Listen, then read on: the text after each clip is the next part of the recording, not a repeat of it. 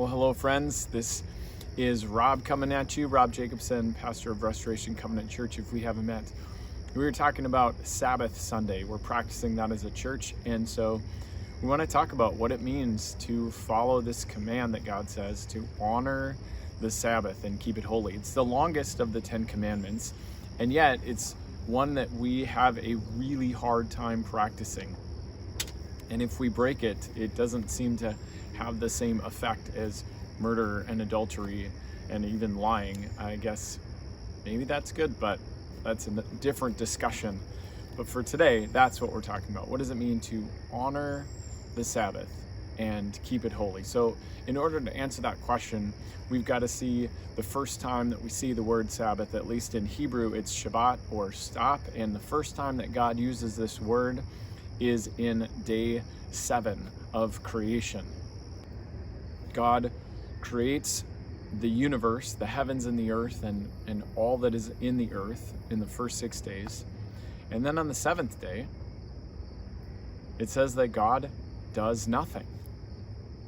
It says that God stopped, or Shabbat, or Sabbath, from all his work.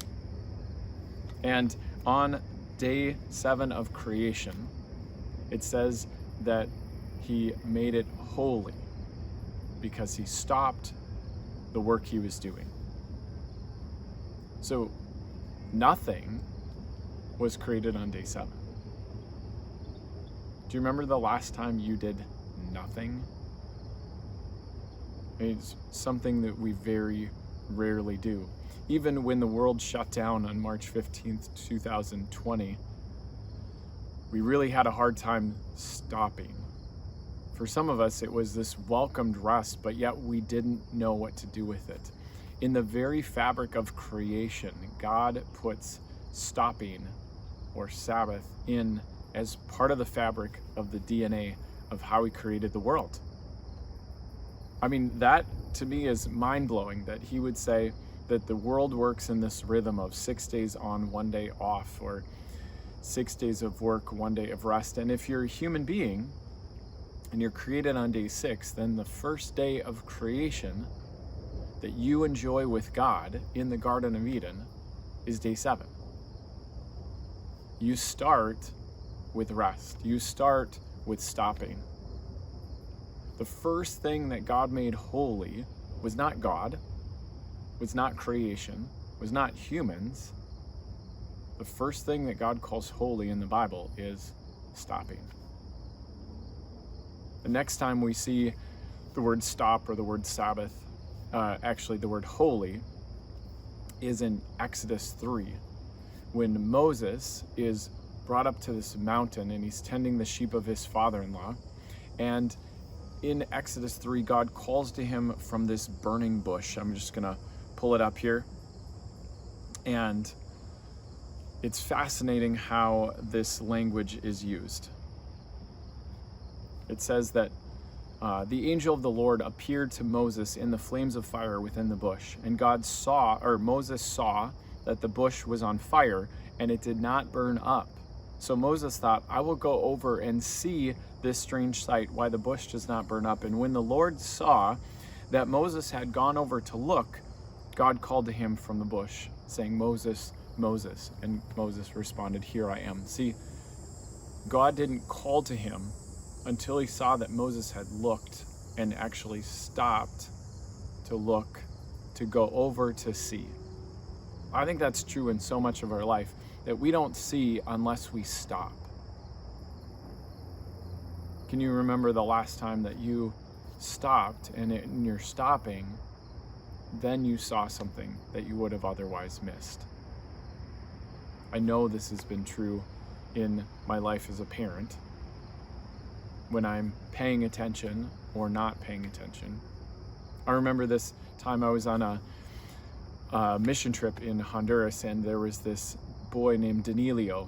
And Danilio had some incredible birth defects. One of them made his head much, much larger than his body, and he couldn't walk, he could barely talk, it was mostly grunting.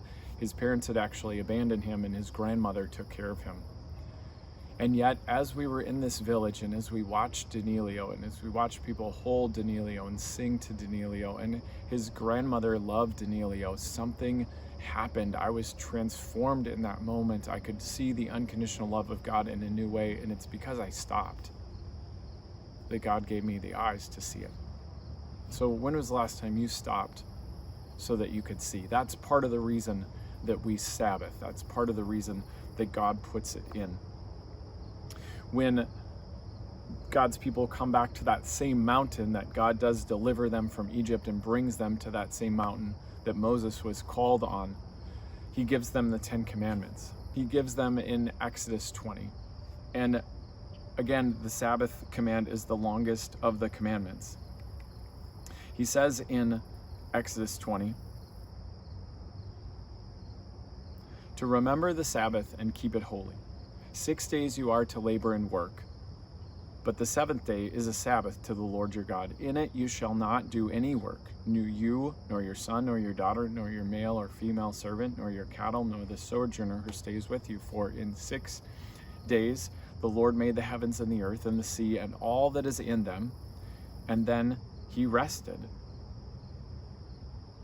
He Shabbated, he Sabbathed on the seventh day. Therefore, the Lord blessed the seventh day and made it holy. So keep the Sabbath and keep it holy as the Lord your God has commanded you. So God puts this into the fabric of creation. And then when he calls the people, when he covenants to them to make him his people, he tells them to do this command out of imitation for how he's created the world.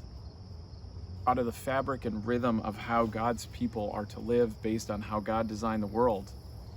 This is how they are to follow one of the reasons they are to follow the Sabbath.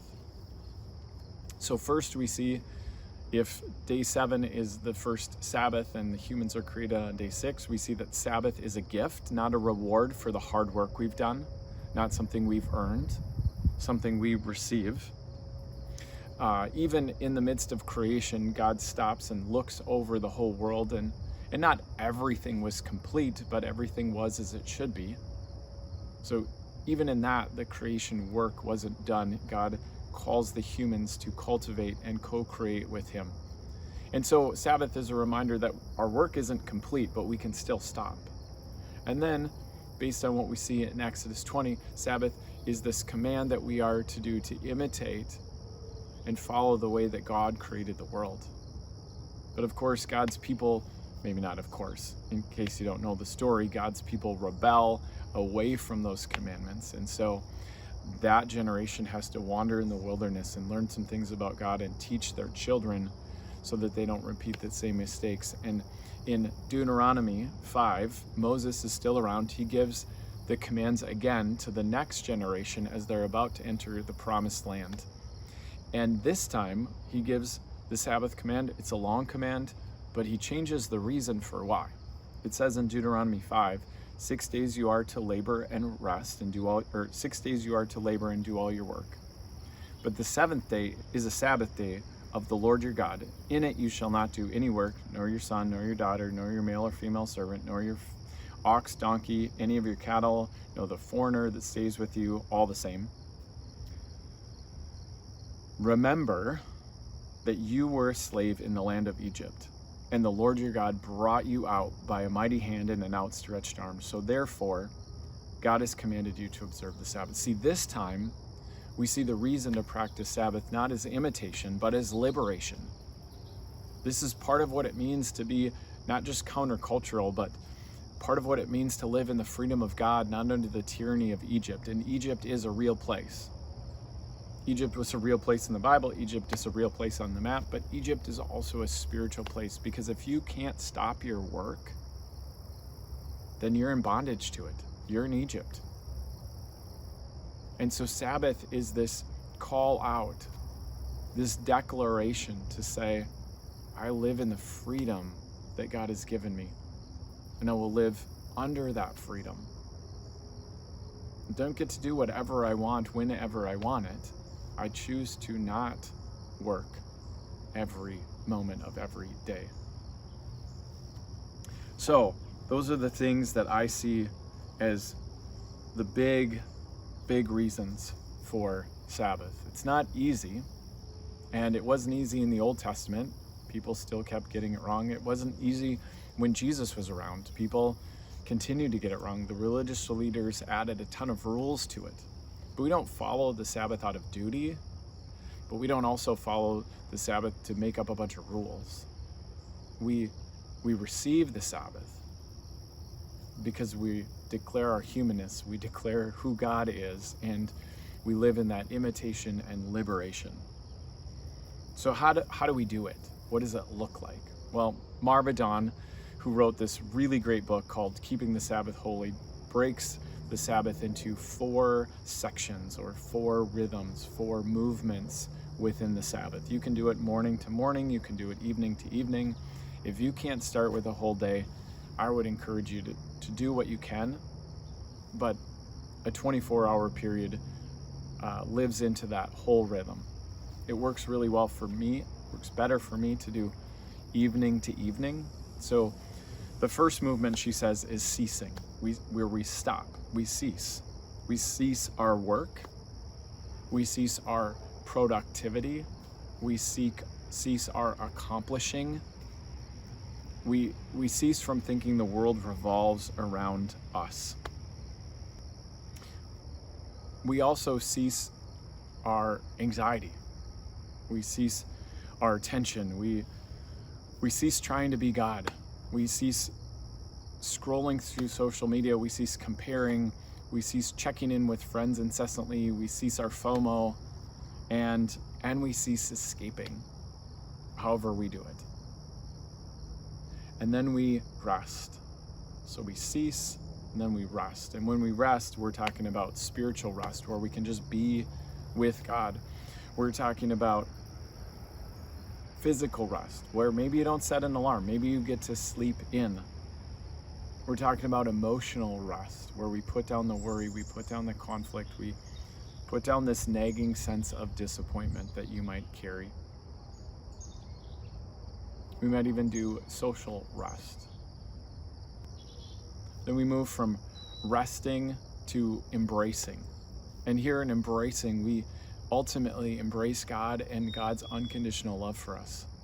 But we also embrace life-giving people and life-giving activities. We can do recreation because we're recreating ourselves. So something that might be work to you is recreation to someone else, and vice versa. So again, it's not a set of rules.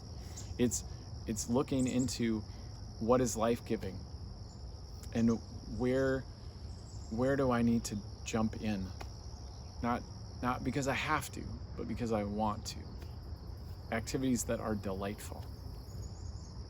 So yeah, I'll go for a bike ride. I'll play catch with my son. I'll do physical activities, and I'll rest physically in different ways because that is something I embrace. Ultimately, you want to embrace the hopes and the dreams that God has for you, so you take time to be with God and reflect with God and review with God.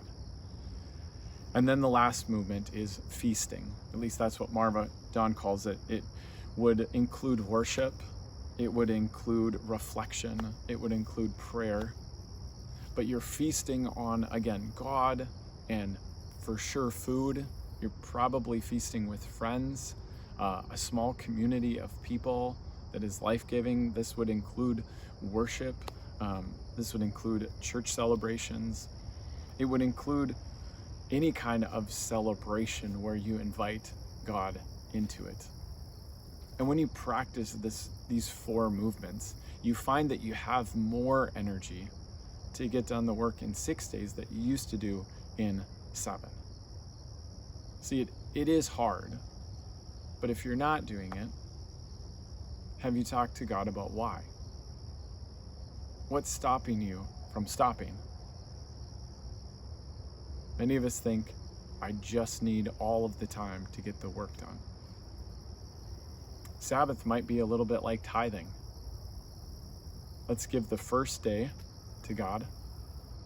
It doesn't really matter if it's Saturday or Sunday or some other day, but let's give that first 1/7 to the Lord.